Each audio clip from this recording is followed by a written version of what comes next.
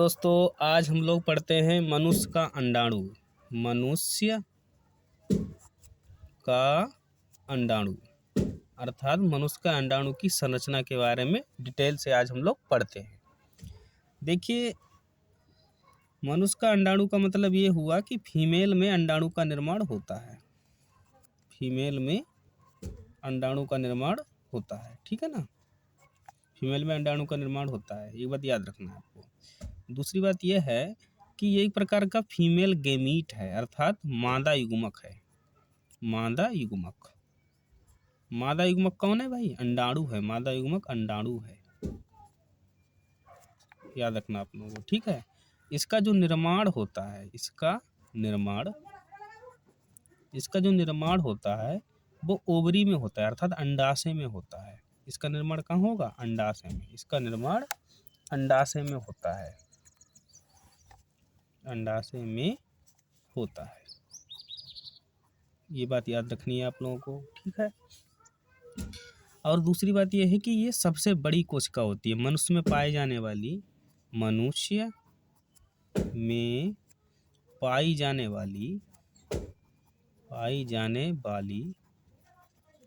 सबसे बड़ी कोशिका,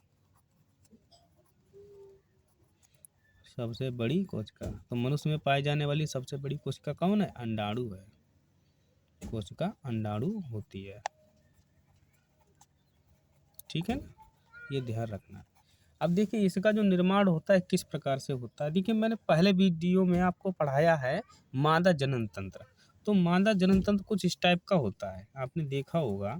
उसमें दो ओवरी इस टाइप की लगी होती है, उसमें फैलोपियन ट्यूब इस टाइप का लगा होता है, इसको इस तरीके से जुड़ा होता है ये, और इसमें इस टाइप की ये संरचना बनी होती है।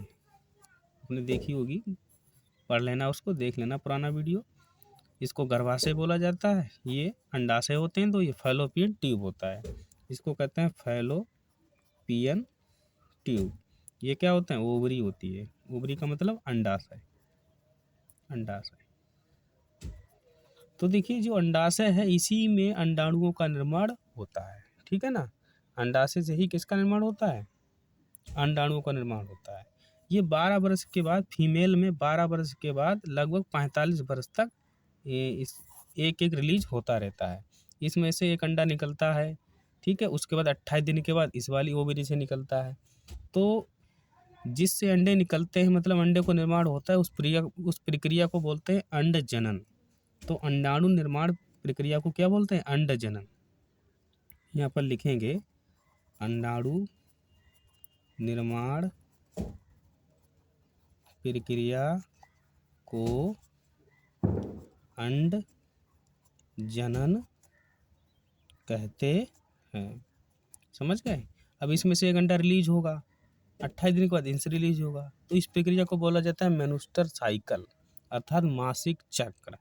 तो देखिए, ये तो हो गई सीधी सीधी जानकारी, मतलब नॉर्मली जानकारी। अब हम लोग पढ़ते हैं कि आखिर अंडा जो होता है वो होता किस टाइप का।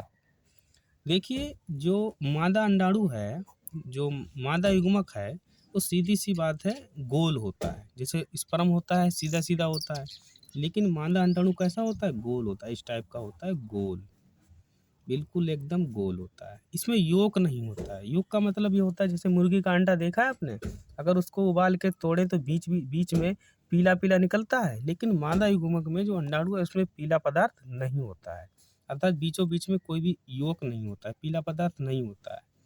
तो यहाँ पर सबसे पहली बात तो ये लिख लो, योक नहीं होता है। लेकिन आपको ये पढ़ना है कि इसमें एक परतें पाई जाती हैं अनेक टाइप की, ठीक है ना। तो इसमें अंदर भी एक परत पाई जाती है, अंदर छोटा सा केंद्रक होता है, ये होता है केंद्रक, ठीक है। और सबसे बाहरी जो परत पाई जाती है, इसमें इस टाइप की संरचना होती है। इसमें इस टाइप से ये स्ट्रक्चर बना होता है, इसमें इस टाइप का स्ट्रक्चर बना होता है। इसको कहते हैं कोरोना रेडिएटा, कोरोना रेडिएटा, ठीक है ना, ये ध्यान रखना आप लोग। और उसके अंदर ये वाली जो संरचना पाई जाती है, इसे कहते हैं zona pellucida, zona pellucida, pellucida, ठीक है, ध्यान रखना है इस बात को भी। और इसमें छोटा सा इस साइड में, इसमें छोटा सा इसकी संरचना जो होती है, इसी साइड में एक छोटा सा हल्का सा पोलर बना होता है, उसको कहते हैं फर्स्ट पोलर बॉडी। फर्स्ट दिखाई दे रहा होगा आप लोगों को, first polar, first polar body, ठीक है, ये ध्यान रखना है। न्यूक्लियस इसमें बहुत छोटा होता है जबकि स्पर्म में बहुत बड़ा होता है। अब आपको ये देखना है, इसके चारों ओर बहुत अधिक मात्रा में कोशिका द्रव भरा होता है। किसके चारों ओर अधिक मात्रा में कोशिका द्रव भरा होता है भाई? केंद्रक के चारों ओर, ठीक है ना। ये अब जो केंद्रक के चारों ओर कोशिका द्रव भरा होता है उसको कहते हैं ऊप्लाज्म, ऊप्लाज्म, ये ध्यान रखना है। अब देखिए ये अचल होता है, अचल का मतलब ये है कि ये चल नहीं सकता है, ये अचल होता है, अचल होता है, जबकि स्पर्म चल होता है। ये एक प्रकार का अंडा जो होता है, ये अंडा जो है अपीतकीय होता है, अपीतकीय, अपीतकीय होता है, ठीक है ना। दूसरी बात है, इसके ऊपर कोई भी कवच नहीं पाया जाता है, अकवचीय होता है, इसके ऊपर कोई भी कवच नहीं होता है। यहाँ लिखेंगे कवच, कवच नहीं होता है, ठीक है, कवच नहीं होता है।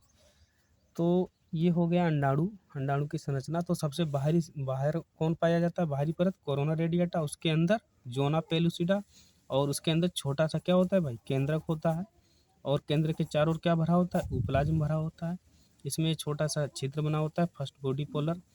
अब देखिए, जैसे ही मतलब यहाँ से अंडाणु रिलीज होता है तो यहाँ रुकता है ना, तो जैसे स्पर्म पहुँच जाता है तो स्पर्म इस टाइप का होता है। स्पर्म जैसे इससे रुकता है वैसे स्पर्म आते तो कई कई लाख आते हैं, लेकिन स्पर्म एक ही अंडाणु को निषेचित करता है। जबकि स्पर्म तो कई गए, लेकिन अंडाणु सिर्फ अंडा स्वरूप निकलेगा, वो सिर्फ एक ही निकलता है, और स्पर्म कई आते हैं, ध्यान रखना है आपको। और निषेचन होता है, सिर्फ एक अंडे को एक ही स्पर्म निषेचित करता है, ठीक है। जैसे ही निषेचित करेगा तो इसमें बाहर से बहुत ही मजबूत आवरण बन जाता है। तो ये हो गया अंडाणु, अर्थात मादा गेमीट अर्थात मादा युग्मक। और नर युग्मक कौन सा होता है? स्पर्म होता है, शुक्राणु होता है। यह है मादा युग्मक, इसमें सबसे बड़ी कोशिका पाई जाती है और इसमें योक नहीं होता है, ठीक है। ये छोटी छोटी जानकारी है, इसको याद कर लेना आप लोग। इसकी ये संरचना हो गई। इसमें कोई कवच नहीं होता, ये अपीतकीय होता है, इसमें योक नहीं होता है। केंद्रक बहुत छोटा होता है, केंद्र के चारों ऊप्लाज्म भरा होता है। सबसे बाहरी कोरोना रेडिएटा।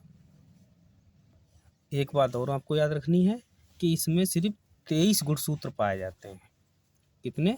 23 गुणसूत्र, 23 जोड़ी नहीं, 23 गुणसूत्र पाए जाते हैं, 23 गुणसूत्र होते हैं, ठीक है, ये याद रखना है आपको। और जो पुरुष होता है उसके स्पर्म में भी 23 ही होती हैं। तो ये वाले 23 और नर वाले, ये वाले मतलब स्पर्म वाले 23 मिलके कितने हो जाते हैं? 46 होता है। तभी बोला जाता है कि बच्चे में दोनों के जीन प्राप्त होते हैं, क्योंकि 23 इसके हैं और 23 स्पर्म के होते हैं। चलिए अब अगले टॉपिक में मिलते हैं, तब तक के लिए स्क्रीनशॉट ले लीजिए। जय हिंद। अच्छा लगे तो सब्सक्राइब कीजिएगा, लाइक कीजिएगा।